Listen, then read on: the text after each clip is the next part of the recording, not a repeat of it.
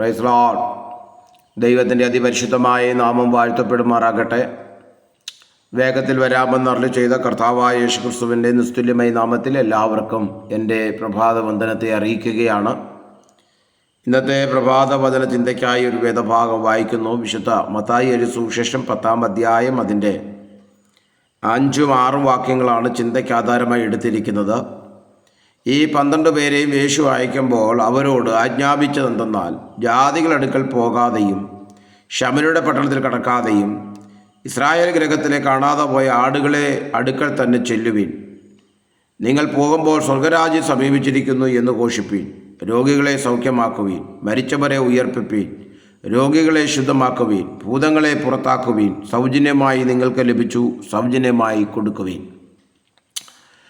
12 അപ്പോസ്തലന്മാരെ വിളിച്ച ശേഷം എന്താണ് കർത്താവിൻ്റെ വേല എന്ന് അവിടെ പരിപൂർണമായി യേശു കർത്താവ് ശിഷ്യന്മാരുടെ രേഖപ്പെടുത്തുന്ന ഒരു വേദഭാഗമാണ് നമ്മളിവിടെ കാണുവാൻ കഴിയുന്നത്.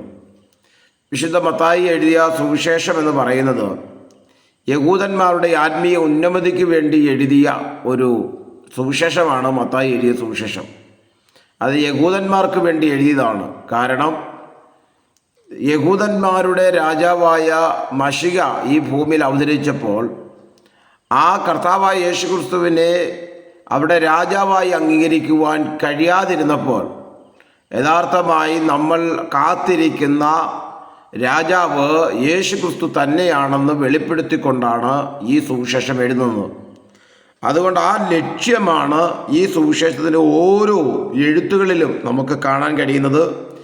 യേശു ക്രിസ്തു തങ്ങളുടെ രാജാവാണ്, വീണ്ടെടുക്കുവാൻ സർവശക്തനായ നമ്മൾ കാത്തിരിക്കുന്ന മശിഹ തന്നെയാണ് യേശു ക്രിസ്തു എന്ന് രേഖപ്പെടുത്തേണ്ടതിനാണ് ഈ സുവിശേഷം എഴുതപ്പെട്ടത് എന്ന് നമുക്ക് ഗ്രഹിക്കാൻ കഴിയും. ഇതിൻ്റെ അകത്ത് പറയുന്നതും അതുതന്നെയാണ്. ഞാൻ വായിച്ച വേദഭാഗത്തിൻ്റെ അകത്ത് ആ ചിത്രകാരൻ അല്ലെങ്കിൽ ലേഖകൻ അല്ലെങ്കിൽ എഴുത്തുകാരൻ രേഖപ്പെടുത്തിയിരിക്കുന്നത് അതുതന്നെയാണ്. ഈ 12 പേരെയും യേശു അയക്കുമ്പോൾ അവരോട് ആജ്ഞാപിച്ചത് എന്തെന്നാൽ, നിങ്ങൾ ജാതികളുടെ അടുക്കൽ പോകരുത്, ശമര്യ പട്ടണത്തിൻ്റെ അടുക്കൽ കടക്കാതെയും ഇസ്രായേൽ ഗൃഹത്തിലെ കാണാതെ പോയ ആടുകളെ എന്ത് ചെയ്യുവീൻ, അടുക്കൽ ചെല്ലുവീൻ. ഇത് പറഞ്ഞാൽ ആദ്യം നമുക്ക് വേല ആരംഭിക്കേണ്ടത് യഹൂദയിലോ ശമര്യയിലോ ഒന്നും പോകരുത് എന്നല്ല, മറിച്ച് സ്വന്തം ജനമായ യെരുശലേമിൽ കിടക്കുന്ന യഹൂദന്മാരുമായ ജനം അവർ യഥാർത്ഥമായി യേശുവിനെ തിരിച്ചറിയുക എന്ന ലക്ഷ്യത്തോടു കൂടിയാണ് കർത്താവായ യേശു ക്രിസ്തു ഇത് ശിഷ്യന്മാരോട് പറഞ്ഞത് എന്ന് നമുക്ക് ഇവിടെ കാണാൻ കഴിയും. മാത്രമല്ല, ശിഷ്യന്മാരുടെ എല്ലാ പ്രവർത്തനങ്ങളിലും അവിടെ കർത്താവ് വ്യക്തമായ അനുശാസനങ്ങൾക്ക് വിധേയമാക്കിക്കൊണ്ടാണ് പ്രവർത്തിക്കുന്നത്. സ്വയതിത്വമായി അല്ലെങ്കിൽ സ്വന്തമായ പ്രവർത്തന ശൈലിയോ കാഴ്ചപ്പാടോ സ്വീകരിക്കുവാനുള്ള സ്വാതന്ത്ര്യം ശിഷ്യന്മാർക്ക് ദൈവം കൊടുത്തില്ല. അവിടെ വേല ക്രിസ്തുവിൻ്റെ വേലയാകയാൽ സമ്പൂർണമായും ക്രിസ്തുവിൻ്റെ ഹിതത്തിനു വിധേയരാണവർ. വേലയെപ്പറ്റി ക്ലിപ്തമായ അനുശാസനങ്ങൾ ലഭിച്ചിരിക്കുന്നത് കൊണ്ട് സ്വച്ഛപരമായ ആശയങ്ങൾക്ക് അവിടെ പദ്ധതികളിൽ നിന്നും അവരെ വിമുക്തരാക്കുകയായിരുന്നു. അവരുടെ വേലയിലുള്ള പരിമിതികളെ യേശു ആദ്യ വാക്കുകൾ തന്നെ നിശ്ചയിക്കുകയാണ്. അത് അവർക്ക് അപരിചിതവും വിഷമം പിടിച്ചതുമായി തോന്നിയിരിക്കാം. എന്നാൽ വേലസ്ഥലങ്ങൾ തിരഞ്ഞെടുക്കപ്പെട്ടത് അവരുടേതായ അഭിരുചിക്കോ താല്പര്യമോ അനുസരിച്ചല്ലായിരുന്നു എന്ന് ഇത് വ്യക്തമാക്കുന്നു. കാരണം കർത്താവിൻ്റെ വേല മനുഷ്യരുടെ വേലയല്ല, അത് ദൈവത്തിൻ്റെ വേലയാണ് എന്ന് ശിഷ്യന്മാരെ പഠിപ്പിക്കേണ്ടതിന് ദൈവം ഈ പ്രസ്താവന ഇറക്കുവാനിടയായി മാറി. അതിനാൽ മറ്റാരേക്കാളും അധികം സുവിശേഷത്തിൻ്റെ ആവശ്യമുണ്ടെന്ന് അവർ ധരിച്ചിരുന്ന വിജാതിരിലേക്കും ശമര്യയിലേക്കും കടന്നു ചെല്ലുമ്പോൾ അവർ വളരെ ആവേശത്തോടെ ആഗ്രഹിച്ചിരുന്നു. എന്നാൽ അതിനുള്ള യാതൊരു കൽപ്പനയും അവർക്ക് ലഭിച്ചിരുന്നില്ല. ദൈവവേല നിറവേറ്റണമെങ്കിൽ അതിന് അനുയോജ്യമായ അധികാരം ലഭിച്ചിരിക്കണം എന്ന് ശിഷ്യന്മാരെ പഠിപ്പിക്കുന്നതായി നമുക്കിവിടെ കാണുവാൻ കഴിയും. നമുക്കറിയാം, അപ്പോസ്തല പ്രവൃത്തി 16-ാം അധ്യായം നമ്മൾ പഠിക്കുമ്പോൾ അപ്പോസ്തലനായ പൗലോസ് 1-ാം മിഷണറി കഴിഞ്ഞ് 2-ാം മിഷണറി യാത്രയിൽ താൻ പുറപ്പെടുകയാണ്. അവിടെ പുറപ്പെടുമ്പോൾ അതിൻ്റെ 16-ാം അധ്യായത്തിൻ്റെ 6-ാം വാക്യത്തിൽ നമ്മൾ വായിക്കുമ്പോൾ അവർ ആസിയയിൽ ദൈവവചനം പ്രസംഗിക്കണം എന്നുള്ള വലിയ ആഗ്രഹത്തോടു കൂടിയാണ് പുറപ്പെട്ടത്. എന്നാൽ പരിശുദ്ധാത്മാവ് അവരെ അവിടെ ബ്രേക്ക് ചെയ്യുവാനിടയായി.